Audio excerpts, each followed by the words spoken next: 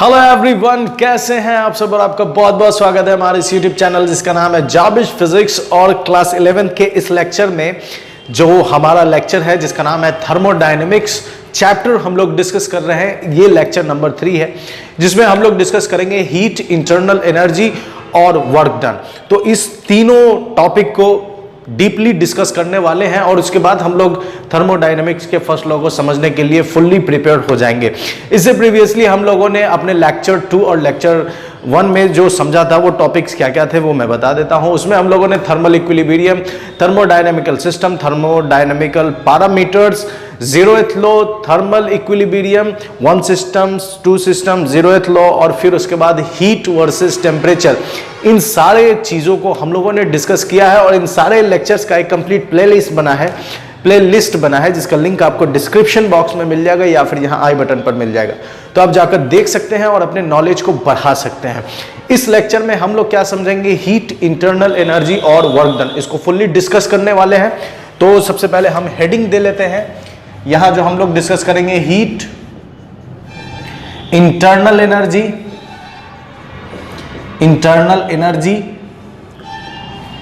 और work done and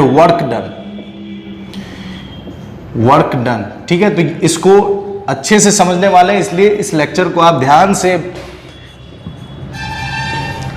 सुनिए, समझिए और देखिए कि हीट, इंटरनल एनर्जी क्या है और बेहतरीन तरीके से आपको समझ में भी आएगा। ठीक है, तो हीट एक एनर्जी का रूप है, it is a form of energy, एक एनर्जी का फॉर्म है।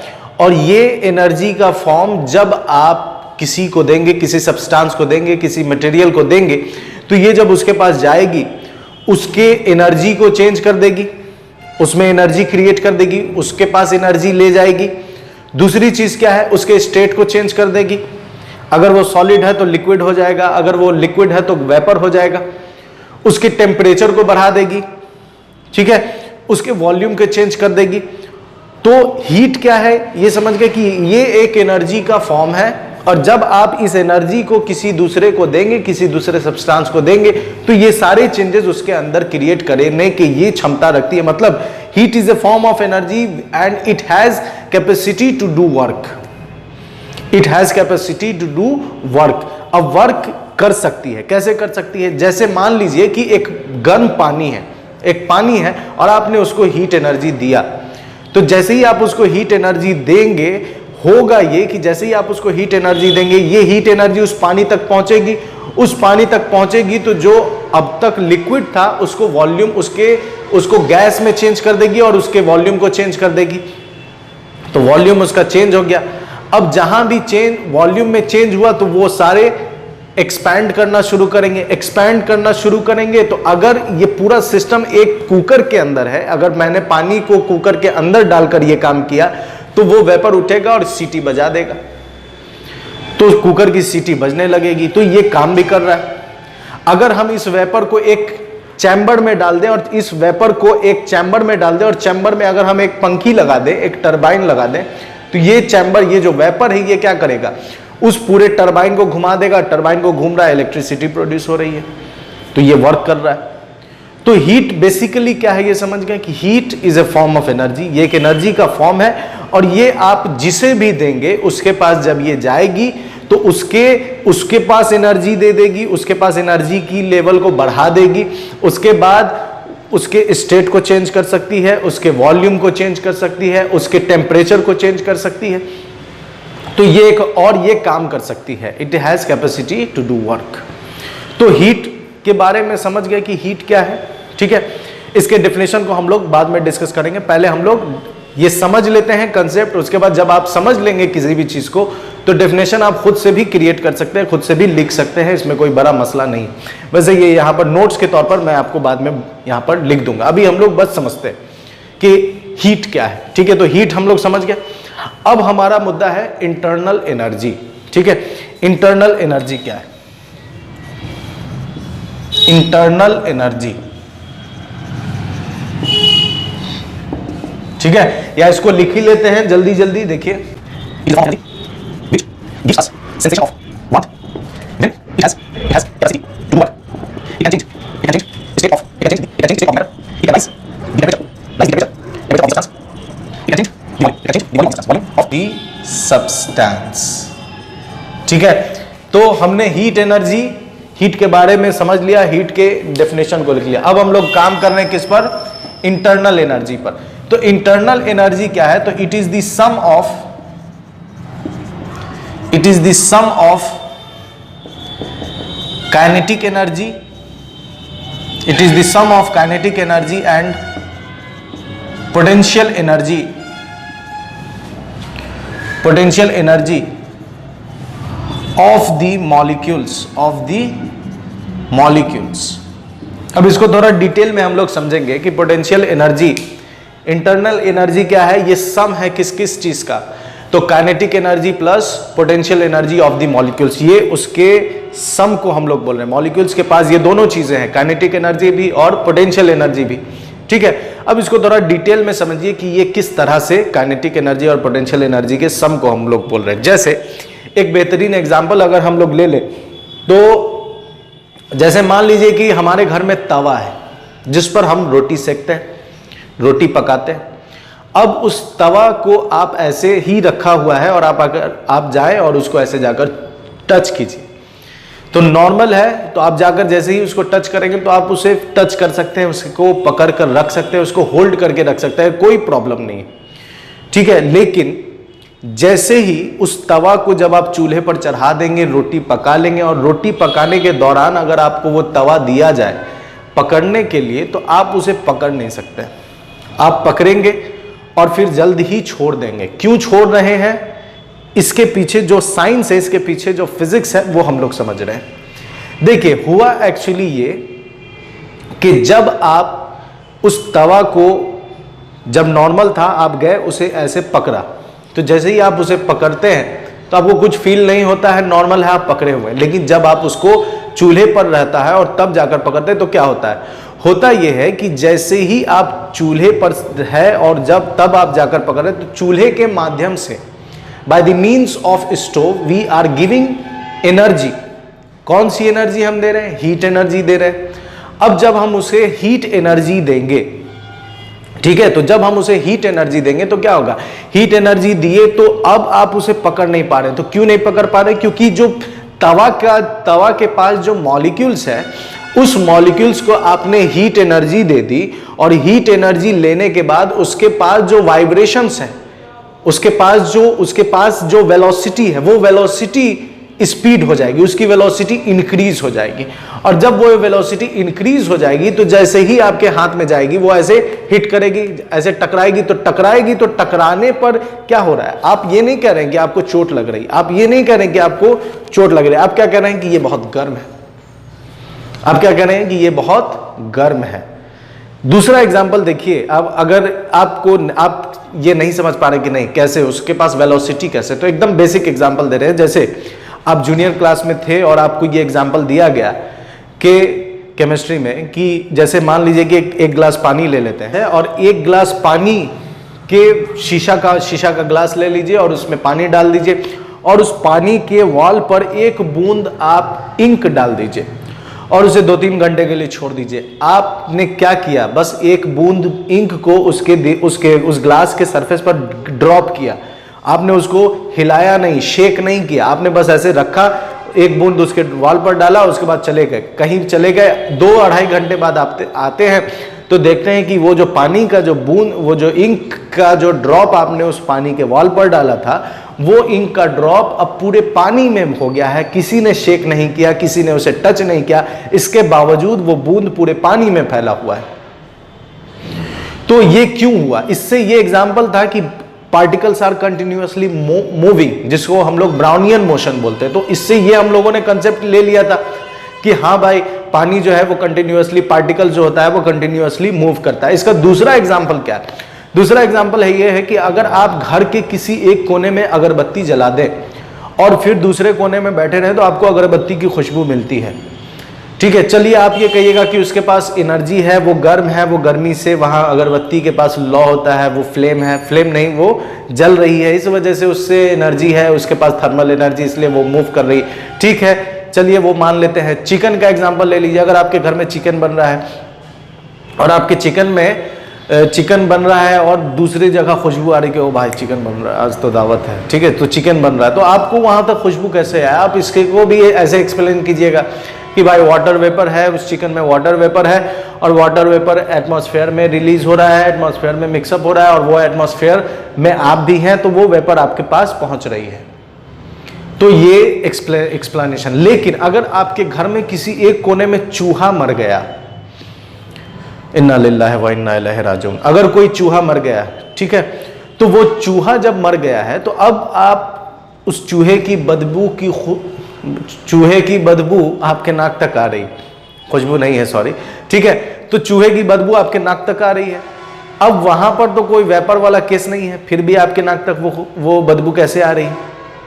तो यहां पर ये सब कंसेप्ट, ये सब एक्सप्लेनेशन इसी चीज पर बेस्ड है कि पार्टिकल्स आर कंटिन्यूअसली मूविंग। ये सब एक्सपेरिमेंट उसी के बेसिस पर है कि पार्टिकल्स आर कंटिन्यूअसली मूविंग। अगर पार्टिकल्स कंटिन्यूअसली मूव नहीं करता तो उस ग्लास के अंदर जो मॉलिक्यूल्स है उस तक वो इंक नहीं पहुंचता और पूरे ग्लास में इंक का कलर आपको नहीं दिखता। वो चूहा मरा हुआ, उसकी बदबू आपके नाक तक पहुंच रही। Particles are continuously moving. बात समझे? उसी तरह पार्टिकल्स, और पार्टिकल्स से ही बना है मैटर, और मैटर के 3 स्टेट है, सॉलिड, लिक्विड, गैस। तो सब चीज में, ठीक है, सॉलिड, लिक्विड, गैस, ये सब चीज के पार्टिकल्स कंटिन्यूअसली क्या होते हैं? मूव करते हैं। और जब वो मूव करते हैं तो उनके पास क्या होती है? वेलोसिटी होती है।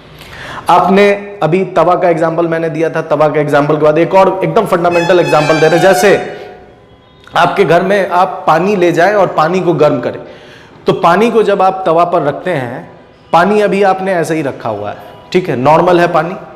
अब पानी को आप ऐसे टच कर रहे हैं उंगली डालकर, तो नॉर्मल है, कोई दिक्कत नहीं, कोई परेशानी नहीं। अब पानी को आप डाल दीजिए चूल्हे पर।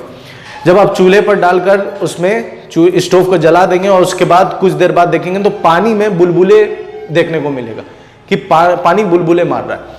तो उसके अंदर जो बुलबुले क्रिएट हो रहे हैं वो क्या है? वो एक्चुअली में आपने हीट एनर्जी देकर उसके वेलोसिटी को क्या कर दिया? इंक्रीज कर दिया। अब वो वेलोसिटी इंक्रीज है, इस वजह से जंप कर रहा है, और जंप कर रहा तो आप कह रहे हैं बुलबुले।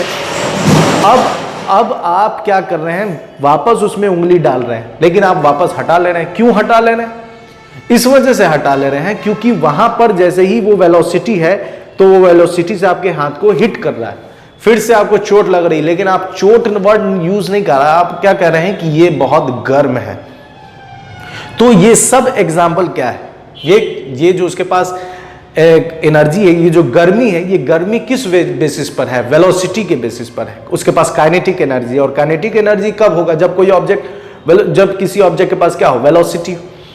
तो वेलोसिटी के बेसिस पर क्या है उसके पास? Kinetic energy. और वो काइनेटिक एनर्जी से आपको हिट हो रहा है और आप ये कह रहे हैं कि चोट नहीं लग रही, आप क्या कह रहे हैं? ये बहुत गर्म है। तो ये सब चीज क्या है? इंटरनल एनर्जी है। इसी को हम लोग, ये सब किसके पास है? मॉलिक्यूल्स के पास है, पार्टिकल्स के पास है। तो ये सब क्या कहलाएगा? उसका इंटरनल एनर्जी। बात समझ रहे हैं? तो इंटरनल एनर्जी क्या है? ये काइनेटिक एनर्जी। तो काइनेटिक एनर्जी ऑफ पार्टिकल्स, तो काइनेटिक एनर्जी के बेसिस पर हम लोग समझ गए। अब हम लोग समझेंगे पोटेंशियल एनर्जी। तो पोटेंशियल एनर्जी का कंसेप्ट पहले हम लोग समझते हैं। पोटेंशियल एनर्जी होता क्या है? तो पोटेंशियल एनर्जी उसके पास, किसी भी ऑब्जेक्ट के पास तब होगा जब आप फोर्स के अगेंस्ट काम कीजिएगा। जैसे मान लीजिए कि अगर हम किसी ऑब्जेक्ट को जमीन से उठाकर ऊपर लाते हैं और यहां रख देते हैं, तो एक हाइट पर हमने लाकर रख दिया, तो इसके पास क्या होगा? पोटेंशियल एनर्जी होगी। क्यों पोटेंशियल एनर्जी होगी? क्योंकि हमने फोर्स के अगेंस्ट काम किया है। हमने फोर्स के अगेंस्ट काम किया। तो जब भी हम फोर्स के अगेंस्ट काम करेंगे और जिस ऑब्जेक्ट के लिए काम करेंगे उसमें क्या स्टोर हो जाएगी? Potential energy. तो पोटेंशियल एनर्जी के पीछे क्या फंडा है? फोर्स के अगेंस्ट काम करना। फोर्स के अगेंस्ट जब आप काम कीजिएगा तो क्या स्टोर हो जाएगा? उसमें पोटेंशियल एनर्जी स्टोर हो जाएगी। अब दूसरा कंसेप्ट क्या है? स्प्रिंग। हमने 2 तरह के पोटेंशियल एनर्जी को पढ़ा था, ग्रेविटेशनल पोटेंशियल एनर्जी और स्प्रिंग पोटेंशियल एनर्जी। तो ग्रेविटेशनल पोटेंशियल एनर्जी क्या है? जब आप फोर्स के अगेंस्ट काम कीजिएगा। स्प्रिंग पोटेंशियल एनर्जी भी बेसिकली वही है, क्योंकि आप स्प्रिंग को क्या करते हैं? उसके रीस्टोरिंग फोर्स, उसके नॉर्मल अवस्था के अगेंस्ट उसको स्ट्रेच करके छोड़ देते हैं, तो उसमें क्या स्टोर हो जाता है? हो जाती है पोटेंशियल एनर्जी स्टोर हो जाती है। तो ये स्प्रिंग पोटेंशियल एनर्जी है। तो सेम केस क्या है कि जब आप मॉलिक्यूल्स को स्ट्रेच कर रहे हैं, आप मॉलिक्यूल्स को क्या कर रहे हैं? स्ट्रेच कर रहे हैं। जैसे मान लीजिए कि जैसे हमने पानी को गर्मी दी, तो पानी को गर्मी दी, तो यहां पर देखिए जब वो सॉलिड था तो उसके पास वाइब्रेशन बहुत कम है, वाइब्रेशन बहुत कम है तो वेलोसिटी बहुत कम है, तो वो बहुत कम जगह में वाइब्रेट होगा। तो वो बहुत कम जगह में जब वाइब्रेट होगा तो उसके पास कम जगह है, इसलिए वो सॉलिड है। लेकिन जैसे ही हम उसको गर्मी देते हैं तो गर्मी की वजह से उसकी वाइब्रेशंस, उसकी वेलोसिटी बढ़ जाती है, जिसकी वजह से उसे ज्यादा जगह चाहिए। तो ज्यादा जगह चाहिए तो वो फैलता है, सब पार्टिकल्स फैलेगा तो वो क्या बन जाएगा, लिक्विड बन जाएगा। अब लिक्विड बन गया तो अब हम उसे और वेलोसिटी दे रहे हैं, तो उसे और भी ज्यादा जगह चाहिए, और भी ज्यादा जगह लेने के बाद वो क्या कर रहा है, वो अब वेपर के फॉर्म में आ गया, वो ज्यादा वॉल्यूम क्रिएट कर रहा है, ज्यादा वॉल्यूम ऑक्यूपाई कर रहा है। तो ये अब वेपर के केस में आ गया। वेपर, इसे हम लोग क्या कहेंगे, वेपर कहेंगे। तो यहां पर हम क्या कर रहे हैं, उसकी वाइब्रेशंस को इंक्रीज कर रहे हैं, मतलब उसके इंटरनल एनर्जी को हम क्या कर रहे हैं, बढ़ा रहे हैं। यहां पर दो चीजें, जब हम उसे हीट दे रहे हैं तो उसकी वेलोसिटी बढ़ रही है, उसकी काइनेटिक एनर्जी भी बढ़ रही है। दूसरी चीज, उसे एनर्जी देकर हम क्या कर रहे हैं, फोर्स के अगेंस्ट, उसका इंटरमॉलिक्यूलर फोर्स के अगेंस्ट हम क्या कर रहे हैं, उसे सेपरेट कर रहे हैं। तो उसके पास क्या स्टोर हो रहा है, पोटेंशियल एनर्जी भी स्टोर हो रही है। तो ये सारी चीजें किसके पास है, पार्टिकल्स के पास है, और पार्टिकल्स से ही बनता है मैटर। और इस वजह से ये सारी चीजें, ये सारी एनर्जी किसके पास है, पार्टिकल के पास है। इसलिए इस सारी चीजों को हम क्या कर रहे हैं, इंटरनल एनर्जी। तो इंटरनल एनर्जी क्या है, ये समझ गए, it is the sum of kinetic energy and potential energy. तो पोटेंशियल एनर्जी और काइनेटिक एनर्जी किस स्टेट में होगा, कैसे होगा, ये आप समझ गए। अब देखिए, आपको कैसे मालूम होगा कि इंटरनल एनर्जी में चेंज है या इंटरनल एनर्जी में चेंज है या नहीं है। ठीक है, देखिए यहां पर हम लोग इंटरनल एनर्जी, तो इंटरनल एनर्जी, ठीक है, इंटरनल एनर्जी क्या है, तो इंटरनल एनर्जी बन रहा है किससे किससे, तो इंटरनल एनर्जी बन रहा है काइनेटिक एनर्जी से, और इंटरनल एनर्जी बन रहा है पोटेंशियल एनर्जी से। काइनेटिक एनर्जी और पोटेंशियल एनर्जी।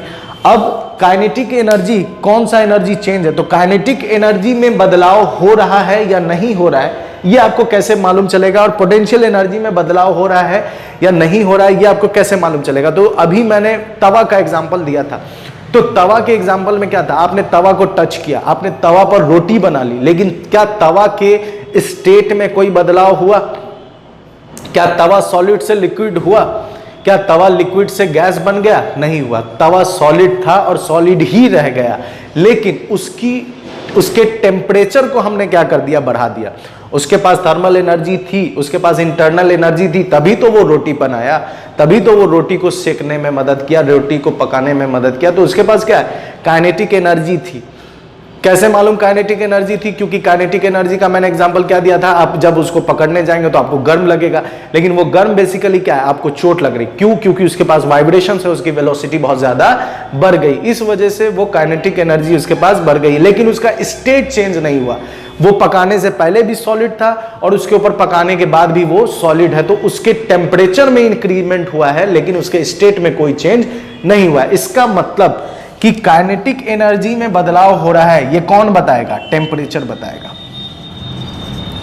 काइनेटिक एनर्जी में बदलाव हो रहा है, ये कौन बताएगा, टेम्परेचर बताएगा। कैसे टेम्परेचर बताएगा, अभी मैंने देखा, अभी मैंने एग्जांपल दिया आपको तवा का, कि तवा को जब आप चूल्हे पर डालते हैं तो वो अपने ऊपर रोटी बनाने देता है, लेकिन उसके स्टेट में कोई चेंज नहीं आता, लेकिन उसके टेम्परेचर में बदलाव हो जाता है। तो टेम्परेचर का, काइनेटिक एनर्जी का इंडिकेटर कौन है, temperature is indicator of kinetic energy, kinetic energy का इंडिकेटर है। दूसरी चीज क्या है, पोटेंशियल एनर्जी। अब हम कैसे मालूम करेंगे पोटेंशियल एनर्जी बदलाव हो रहा है, तो अभी मैंने क्या बताया, पोटेंशियल एनर्जी दो तरह से, फोर्स के अगेंस्ट और उसके साइज को कंप्रेस कर दे या स्ट्रेच कर दे। तो अगर उसके स्टेट में चेंज हो रहा है, साइज को देखिए, potential energy, spring potential energy क्या था कि आप क्या करते हैं, स्प्रिंग को कंप्रेस करते या स्ट्रेच करते, तो आप उसके स्टेट को चेंज करते हैं, उसके डायमेंशन को चेंज करते हैं। तो अगर किसी भी मटेरियल के डायमेंशन में बदलाव आ रहा है तो समझ जाइए कि वहां पर क्या है, वहां पर उसका स्टेट चेंज हो रहा है। जैसे सॉलिड, ठीक है, सॉलिड इतने जगह में, फिर उसको लिक्विड कर दिया तो उसका वॉल्यूम चेंज हो गया, वो अब लिक्विड हो गया, वॉल्यूम चेंज हो गया, तो हमने उसके इंटरमॉलिक्यूलर फोर्स के अगेंस्ट उसको क्या कर दिया, सेपरेट कर दिया। तो उसमें क्या हो गया, उसमें क्या आ गया, पोटेंशियल एनर्जी आ गई। ठीक है, तो पोटेंशियल एनर्जी कब चेंज होगा, जब स्टेट में चेंज हो, change in state, change in state, change in state अगर हो तो हम क्या कहेंगे, पोटेंशियल एनर्जी। और चेंज इन स्टेट इंडिकेटर है, इंडिकेटर है किसका, पोटेंशियल एनर्जी का। ठीक है, change in state potential energy का क्या है, इंडिकेटर है। तो इंटरनल एनर्जी अगर बदल रहा है ये हमें नहीं मालूम, तो अगर आपसे कहा जाए कि इंटरनल एनर्जी बदल रहा है, बदल रही है या नहीं बदल रही है, ये आपको कैसे मालूम होगा, तो आप ये ऑब्जर्व कीजिए। अगर उसके स्टेट में चेंज है तो इंटरनल एनर्जी चेंज हो रही, अगर उसके टेम्परेचर में चेंज है तो इंटरनल एनर्जी चेंज हो रही। तो इंटरनल एनर्जी पहचानने का तरीका आप समझ गए। अब इंटरनल एनर्जी में कौन सी एनर्जी चेंज हो रही, ये कैसे पता करेंगे, तो अगर हम उसके स्टेट को देखेंगे, अगर हम उसके स्टेट को देखेंगे, तो अगर उसका स्टेट चेंज हो रहा है और टेम्परेचर चेंज नहीं हो रहा है, सिर्फ स्टेट चेंज हो रहा है, तो पोटेंशियल एनर्जी चेंज हो रही। अगर उसका स्टेट कांस्टेंट है, टेम्परेचर चेंज हो रहा है, तो हम क्या कहेंगे कि उसकी काइनेटिक एनर्जी चेंज हो रही। तो इंटरनल एनर्जी और हीट, ये दोनों चीज हम लोगों ने समझ लिया है। अब इसके बाद आता है वर्क डन। तो वर्क डन क्या है, देखिए वर्क डन। तो वर्क डन का फॉर्मूला क्या होता है, वर्क डन का फॉर्मूला होता है force into displacement, force into displacement. तो जब आप फोर्स इनटू डिस्प्लेसमेंट है वर्क डन, तो फोर्स एफ डिस्प्लेसमेंट, यहां हम एक काम करेंगे, क्या काम करेंगे, तो हम एरिया से इनटू और एरिया से डिवाइड कर देंगे।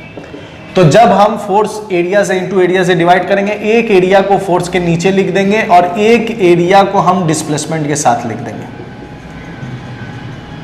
ठीक है, तो फोर्स बाय एरिया क्या होगा, प्रेशर, और डिस्प्लेसमेंट इनटू ये क्या हो जाता है, वॉल्यूम। तो वर्क डन का फॉर्मूला क्या मिल गया हम लोगों को, वर्क डन का फॉर्मूला मिल गया हमको, ठीक है, pressure into change in volume. तो कहीं भी अगर चेंज इन वॉल्यूम है तो इसका मतलब कि वर्क डन हो रहा है। कहीं भी अगर वॉल्यूम में चेंज है तो इसका मतलब क्या है कि वर्क डन हो रहा है। अब कैसे मालूम कि वर्क डन हुआ या नहीं हुआ, ठीक है, देखिए जैसे एक एग्जांपल फिर से लेते हैं। एक कुकर में आप पानी गर्म कीजिए, तो पानी को गर्म करने से पहले आपने पानी, आधा कुकर पानी भर दिया था, तो पानी का लेवल आपको मालूम है कुकर के अंदर। अब आपने क्या किया, उसको चूल्हे पर चढ़ा दिया। अब चूल्हे पर जब आप चढ़ाएंगे तो क्या होगा, चूल्हे पर जब आप चढ़ाएंगे तो उसके अंदर उसकी इंटरनल एनर्जी चेंज हो जाएगी, काइनेटिक भी चेंज होगा, पोटेंशियल भी चेंज होगा, क्योंकि उसके टेम्परेचर में भी बदलाव है और उसके स्टेट में भी बदलाव है। तो वो लिक्विड जो है वेपर बन जाएगा। अब वेपर जो वाइब्रेशन जो होगा उसकी वेलोसिटी बढ़ जाएगी, वेलोसिटी एक्सेस जब हो जाएगी तो फिर वो स्टेट क्या होगा, वेलोसिटी जब उसकी एक्सेस हो जाएगी तो फिर वो लिक्विड से वेपर में बन जाएगा।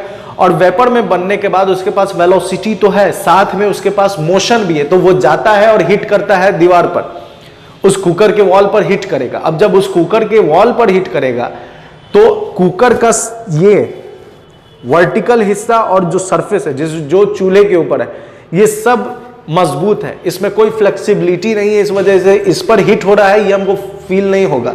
लेकिन हमने कुकर के जस्ट ऊपर एक सीटी लगाई हुई और वो फ्री टू मूव है, तो ये सब जगह हिट करते हुए जाते हैं, आपको कोई फील नहीं होता, लेकिन वो हिट करते करते उस सीटी को भी हिट करते हैं। सीटी को हिट करते हैं तो सीटी ऊपर उठ जाती है, इसलिए सीटी लगने से पहले थोड़ा ऐसा होगा, डिसकंटिन्यूअस सीटी आपको सुनाई को दे ऐसा करके। तो जैसे ही वो हिट करेगा तो वो सीटी ऊपर उठी, सीटी ऊपर उठी तो सारा अंदर का वेपर निकल जाता है।